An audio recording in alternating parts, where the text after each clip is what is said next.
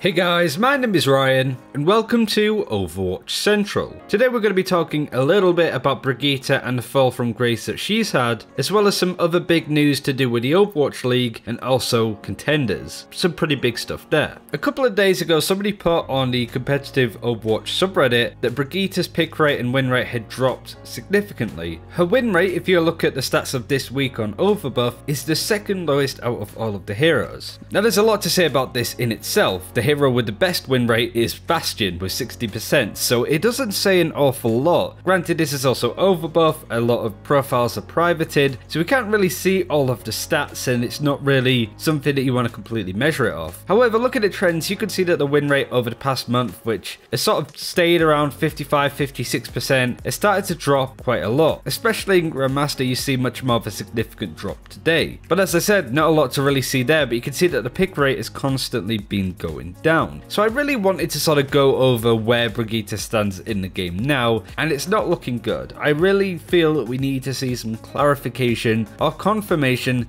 that GOATS isn't going to be ran as much. By the pros at least, but do hold on because that will be coming sooner rather than later. You definitely get the sentiment that Brigitte's time is nearly up, especially with more changes on the PTR yet to hit live with the armor changes, so it really doesn't leave Brigitte in as good of a spot anymore. But really, is there any bouncing back? That's the question that we had with Mercy, and the answer there was unfortunately not. Granted, a lot of players still enjoy playing Mercy, but I really do feel that Brigitte is going to be completely left to the wayside, not being picked up an awful lot. Unless it's GOATS, she doesn't get played in anything else, right? So really does make me concerned for the future of that hero, but certainly an interesting tidbit that I spotted that Brigitte's win rate has really dropped this week. Whether it stays down there or not remains to be seen, but honestly, it wouldn't surprise me. Overwatch League Season 2 starts next week, and there's going to be a pre-season of sorts called the Community Countdown. These are pre-season matches, some are scrims, some are specific game modes such as Ash or Anna Paintball 1v1s, and also Capture the Flag, as well as some friendly faces during a community showdown on the 13th next Wednesday. The channels will be on Jane's channel on Feb the 9th, we'll go over what each of these are in a second, ZP's channel Feb the 10th,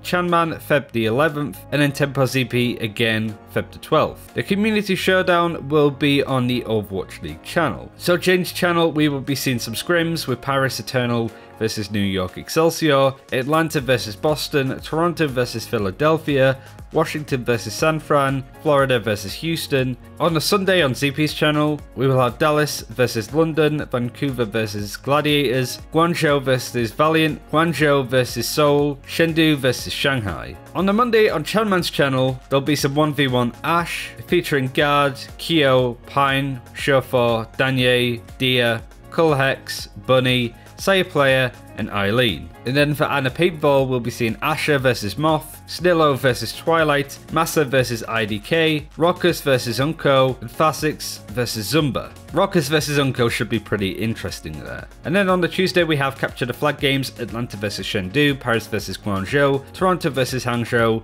and then Washington versus Vancouver. But this is where it gets good. This is the community show match that's going on with the home and away teams. The away team being Zoe, KQ, Emong, Uber, Cowboy Bebamf, and Mirage. The home team being Hexagrams, Fran, Puckett, Mr. X, Stylosa, and Li Taijun. And then of course next Thursday we will have the start of the Overwatch League. So from tomorrow we will start to be having some competitive Overwatch back on our screens, which is very exciting. But mostly I want to see if teams are still running GOATS or not, to see if Brigitte is really dead and we can start crab raving. Finally, we have some good news about Contenders too. I know a lot of people don't really have an interest in there, but there's some really nice changes in here that really need highlighting. It goes over how each of the trial, season and playoff stages are going to affect how it works, because you've got the structure of Season 1, Season 2 and Season 3, and each of these have varied processes that change as you go on through. The main thing I wanted to highlight is the Atlantic and Pacific Showdown. After the conclusion of the regional playoffs in Season 1, the top teams of Europe, NA and SA will compete in a double elimination tournament called the Atlantic Showdown. The Pacific Showdown will consist of double elimination tournaments from the top teams from Australia, China, Korea and Asia Pacific, and that will be sometime in May.